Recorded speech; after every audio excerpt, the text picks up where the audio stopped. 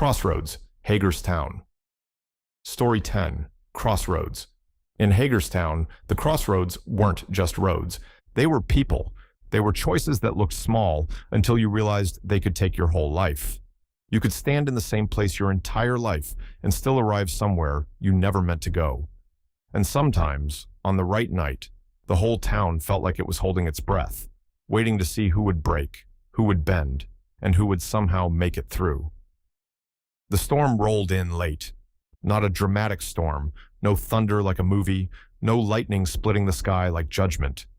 Just cold rain and steady wind, soaking everything, making the streetlights blur into watery halos. Maria Alvarez watched the weather through the shelter window on Jonathan Street and felt a familiar dread settle in her ribs.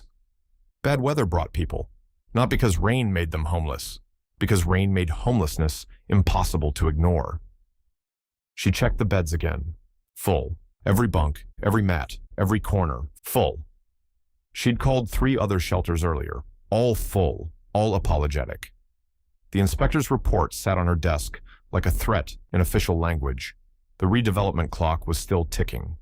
And tonight, the wind sounded like the town was trying to push her door shut. Reggie Cole stood by the supply closet, stacking blankets. He moved with quiet focus, like he was trying to earn his presence. Maria watched him for a second. "You okay?" she asked. Reggie nodded. "Yeah," he said. Then he paused. "No." Maria's eyes narrowed. "What is it?" she asked. Reggie stared at the floor.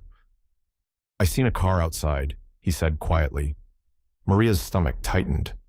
"What kind?" she asked. Reggie swallowed. "Black SUV," he said. "Same kind that been around. Same kind that—" He stopped. Maria didn't need him to finish. She'd learned that certain vehicles belonged to certain stories in this town. Reggie looked up. "They watching," he said. Maria exhaled slowly. "Let them watch," she said firmly. "They don't run this building." Reggie's jaw tightened. "They don't run it," he agreed, "but they can ruin it." Maria didn't respond right away, because Reggie wasn't wrong. The streets didn't care about leases. They didn't care about council meetings. They cared about control. And control always tried to creep into places like this where desperation lived. Maria glanced toward the front door. Eli sat near it as usual, coat on, eyes sharp. The vet could read trouble like weather. He looked up at Maria. His voice was low. "Something coming," he muttered. Maria felt the dread deepen. Then the door buzzer sounded. Maria froze for half a second. The buzzer sounded again. Reggie's shoulders tensed. Eli stood slowly. Maria walked to the door and looked through the small window. A young woman stood outside, drenched, no coat, hair plastered to her face. She held a baby wrapped in a thin blanket. Behind her, a boy, maybe 8, shivered. Maria's chest tightened. She unlocked the door immediately. "Come in," Maria said, pulling it open. The woman stumbled inside, shaking, eyes wild. "Please," she whispered. "Please. I just need somewhere tonight." Maria looked at the baby. Too small, too cold. Maria swallowed. "We're full," Maria said gently, hating herself for the words. "But we're not leaving you out there." The woman's eyes filled with tears. "I don't have nowhere," she whispered. She glanced behind her like the street was chasing her. "He said if I came back, he'd kill me." Maria's stomach dropped. Domestic violence. The kind of story that didn't show up on redevelopment proposals. Maria nodded. "Okay," she said firmly. "Okay, sit down." She guided the woman to a chair, wrapped another blanket around her and the baby, then crouched in front of the boy. "What's your name?" Maria asked softly. The boy's lips trembled. "Cam," he whispered. Maria nodded. "You safe here, Cam," she said. "You hear me? Safe." Cam stared at her like he wanted to believe. Maria stood and looked at Reggie. "Call Harrow," Maria said quietly. Reggie blinked. "Harrow," he repeated. Maria nodded. "Sergeant Harrow at the jail," Maria said. "She knows resources. She knows people." Reggie hesitated. "She'll ask why I'm calling," he said. Maria's eyes held his. "Tell her the truth," Maria said. Reggie nodded slowly and pulled out his phone. Outside, the rain beat harder against the windows.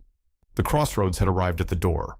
Across town, in a warm living room behind gates, Elaine Whitaker stared at her phone like it might bite her. She sat on the edge of the couch, still wearing pearl earrings even though it was late. Connor's bedroom door upstairs was closed. He'd been home from the hospital for a week. He was supposed to be sleeping. Elaine told herself she could hear him breathing through the ceiling. She kept listening for silence that meant something worse. Her phone buzzed, a message from Nathan Graves.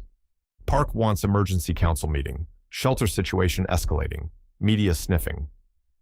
Elaine exhaled slowly.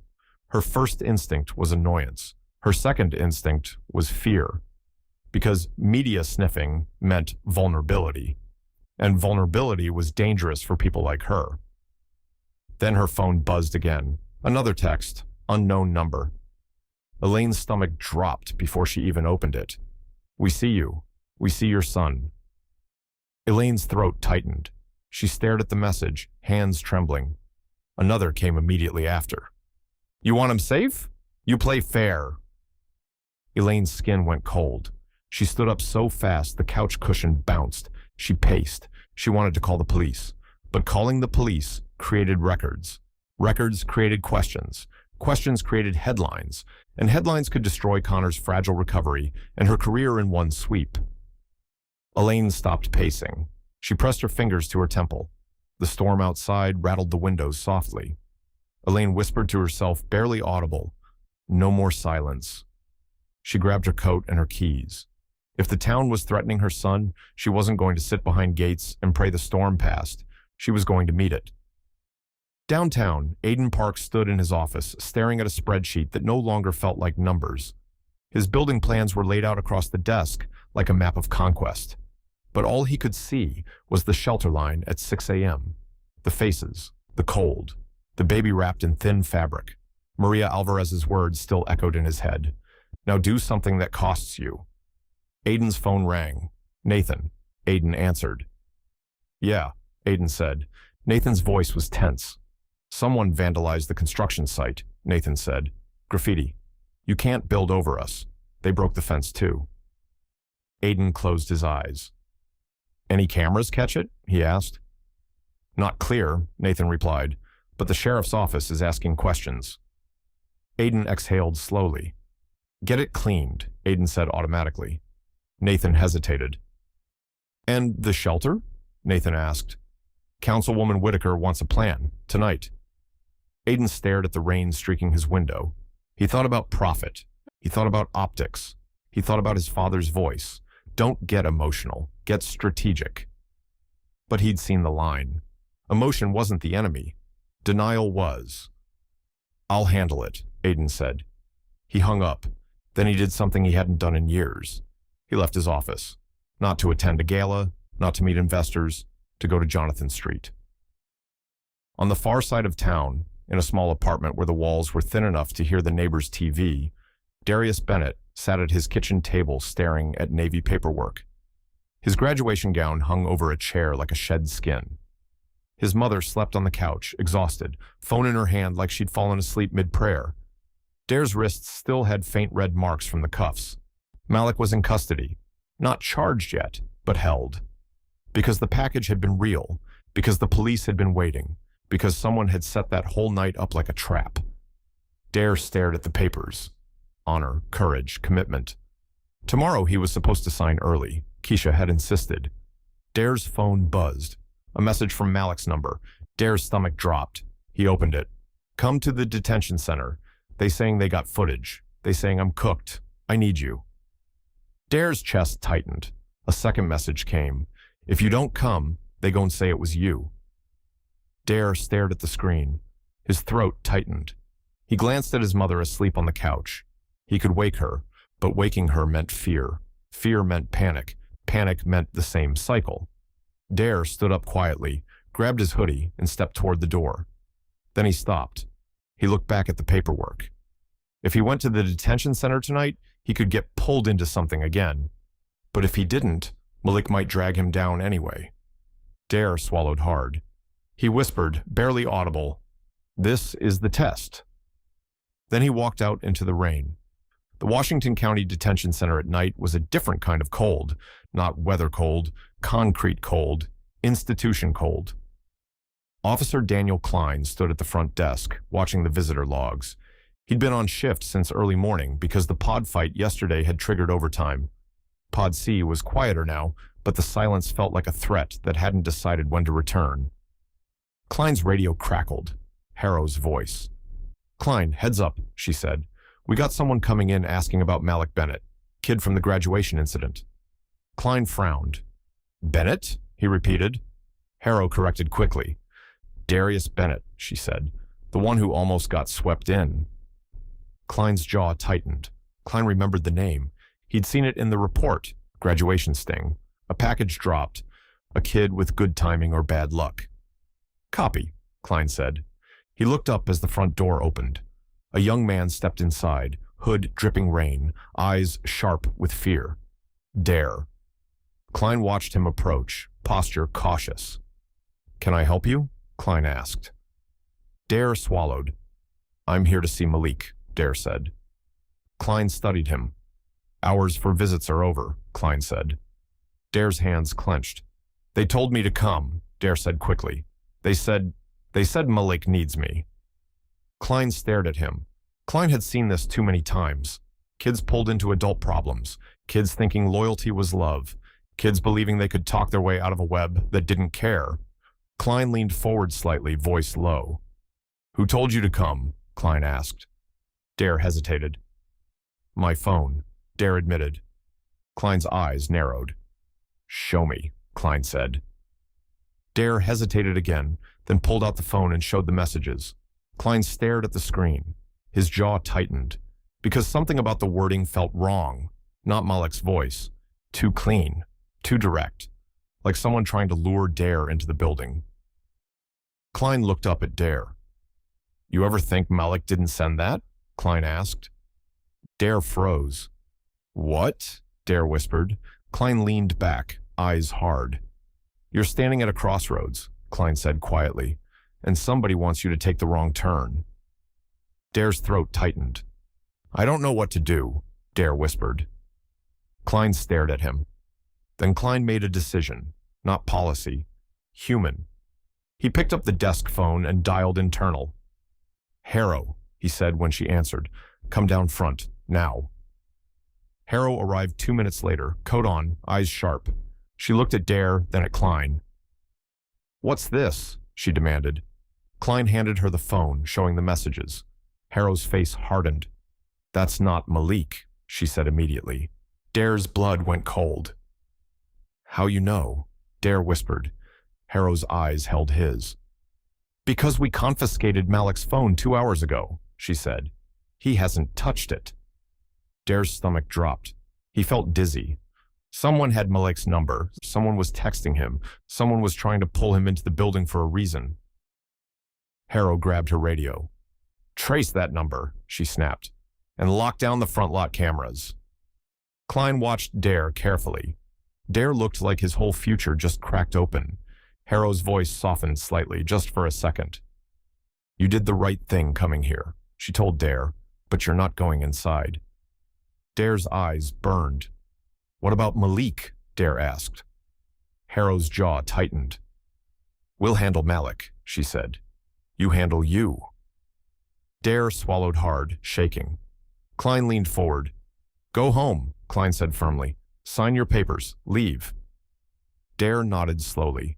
He turned to leave, and as he stepped back toward the door, he saw something outside through the glass. A black SUV idling across the street. Lights off. Watching. Dare's chest tightened. He looked back at Klein. Klein saw it too. Klein's jaw tightened, because the crossroads weren't just choices. Sometimes they were traps, set by people who didn't want you to choose anything but them. On Jonathan Street, the shelter door buzzed again, harder this time. Maria's spine stiffened. Reggie returned from the office area, phone still in his hand. "Harrow said she got someone coming," Reggie whispered, "but it might take a minute. Road's bad." Maria nodded. Eli stood near the door like a guard. "Who that?" Eli muttered. Maria looked through the window. Aiden Park stood outside, drenched, suit jacket dark with rain, hair plastered down. Maria blinked, surprised. She unlocked the door. Aiden stepped in, shaking water off like he didn't know how to exist in this kind of building. Maria stared at him. "You came," she said. Aiden swallowed, looking around. "There's a situation," he said quickly. "My site got hit. People are angry. Whitaker wants a plan, and—" He paused, eyes tightening. "I'm realizing it's bigger than plans." Maria watched him. "What do you want?" she asked bluntly. Aiden's jaw tightened. "I want to fund relocation," he said. "Not talk about it. Do it. Real money. Real building." Maria froze. Reggie stared at Aiden like he didn't trust the words. Eli grunted. "Why?" Eli asked sharply. Aiden looked at the people in the room. He looked at Cam, the shivering boy. He looked at the baby. Then he looked at Maria. "Because I saw the line," Aiden said quietly, "and I can't unsee it." Maria studied him. "You think money fixes this?" she asked. Aiden swallowed. "No," he admitted, "but it buys time, and time might save lives." Maria held his gaze. "Okay," she said slowly, "then prove it." Aiden nodded once. "I will," he said. At that moment, the shelter's door opened again. Elaine Whitaker stepped in, soaked, eyes sharp, breath quick. Maria froze. Elaine Whitaker in her shelter. This was unheard of. Aiden turned, surprised. Elaine's eyes flicked between them. Then Elaine spoke, voice low. "I got threats," Elaine said, "about my son." Maria's chest tightened. Elaine Whitaker didn't come here for politics. She came here because fear had finally crossed the gate. Maria's voice was steady. "Sit," Maria said, gesturing to a chair. "Tell me everything." Elaine sat stiffly, shoulders tense. Aiden stared at Elaine, confused. Reggie's jaw tightened. "Who threatening you?" Reggie asked quietly. Elaine's eyes flicked to him. "I don't know," Elaine admitted, "but it's connected. It feels connected to everything." Maria exhaled slowly. Then the shelter's phone rang. Reggie answered quickly. His face shifted. He listened. Then he looked at Maria. "Harrow's on her way," Reggie said. "And she said—" He swallowed. "She said someone tried to lure Darius Bennett to the detention center using Malik's phone number." Maria's stomach tightened. Elaine's eyes widened. Aiden's face hardened. The room went still. Because now the threads were visible. The shelter, the detention center, the council, the warehouse district, the kids, the dealers, the developers, the divide, all tied together in one wet, cold night. Maria looked at each of them. "This is the Crossroads," she said quietly. "This is what the town looks like when all the lies bump into each other." Elaine's voice trembled. "What do we do?" Elaine asked. Maria held her gaze. "We stop pretending this is separate," Maria said. "We stop trying to solve it in pieces." Aiden nodded slowly. "We need a coordinated response," he said. "Housing, treatment, policing." Reggie cut in, voice low. "And we need to know who's trying to set up kids," he said. Eli's hands shook. "And we need to stop acting like the street don't end up at these doors," Eli muttered. Maria stared at the door, then out the window at the rain. "You want to know what we do?" Maria said, voice steady. They all watched her. Maria spoke clearly. "We pick one life tonight, and we save it," she said. "And tomorrow, we save another. And we keep going until this town can't ignore itself anymore." Silence held. Then headlights flashed outside. A county vehicle pulling up. Harrow arriving. The storm didn't stop. But the room felt different. Like something had shifted. Not solved, not healed, but seen. Maria opened the door as Harrow stepped inside, rain dripping from her coat. Harrow looked around. Maria, Reggie, Eli, Aiden Park, Elaine Whitaker, and her eyes narrowed like she couldn't believe the cast of characters standing in one room. "What the hell is this?" Harrow demanded. Maria met her eyes. "This," Maria said quietly, "is Hagerstown." Harrow stared, then she exhaled slowly. "All right," Harrow said, voice firm, "then let's do this right." Outside, the black SUV that had been idling across the street rolled forward slowly, then disappeared into the rain. Watching, waiting. But for once, the people inside the shelter weren't pretending they didn't see it. They saw it, and they were still standing. Because crossroads weren't just where you got lost. Sometimes, if you chose right, they were where you finally found a way through.